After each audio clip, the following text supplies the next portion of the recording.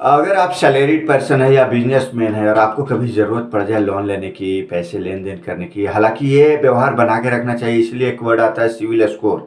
Civil score ये तय करता है कि बैंक कितनी आसानी से आपको लोन देगा या नहीं देगा।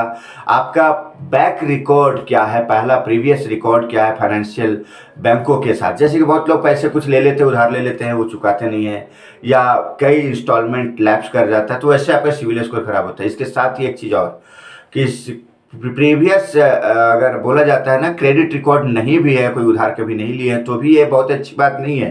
हालांकि उधार लेकर उसे एक्सपेंडिचर नहीं करना चाहिए, इन्वेस्टमेंट करना चाहिए, अच्छे जगह यूज करना चाहिए, पढ़ाई लिखाई, बिजनेस या ग्रोथ के लिए। ये मानना तो सही है।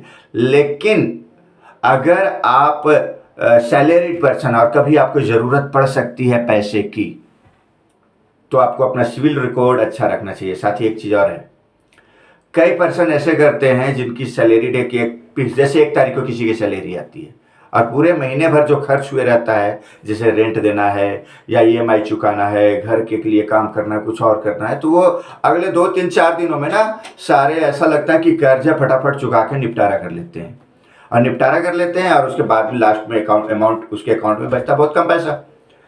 और लगातार कई महीनों और कई सालों तक अगर ऐसा चलता रहा तो फिर जब कभी लोन लेने की ज़रूरत पड़ेगी ना, तो बैंक इस चीज़ को भी ऑब्जर्व करता है कि आपके अकाउंट में कितना पैसा रुक रहा है। अब मान लेते हैं 5 तारीख से पहले ही सारा पैसा खत्म हो गया, बहुत मिनिमम अमाउंट बचा हुआ है, तो बैंक ये सोचेगी कि आप तो होल्ड ही नहीं कर पा रहे हैं, आपके अकाउंट पैसा ही नहीं रख पा रहा है, आपके एक्सपेंस इतना ज़्यादा है, तो अगर उधार दे दिया जाए तो आप चुकाएंगे कैसे? ये एक बहुत बड़ी समस्या हो जाती है।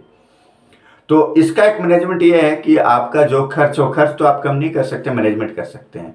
आपकी सैलरी आने का डेट एक फिक्स होता है और उसके बाद आपके जो खर्च, जैसे रेंट देना है, कहीं स्कूल का फी देना है, कहीं और खर्च करना है, तो उसको आप बांट लीजिए।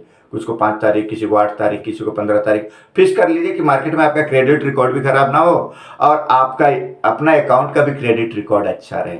तो आप वैसे क्या होगा कि पूरे महीने का सैलरी 4 5 दिन में ख़त्म ना करके आप अगले 15 20 दिन तक चला पाएंगे। और इसका फ़ायदा जब भी कभी लोन लेने की ज़रूरत पड़ेगी तो बैंक का एक ट्रस्ट आप पे बनेगा और आपको लोन वो दे पाएगा। धन्यवाद।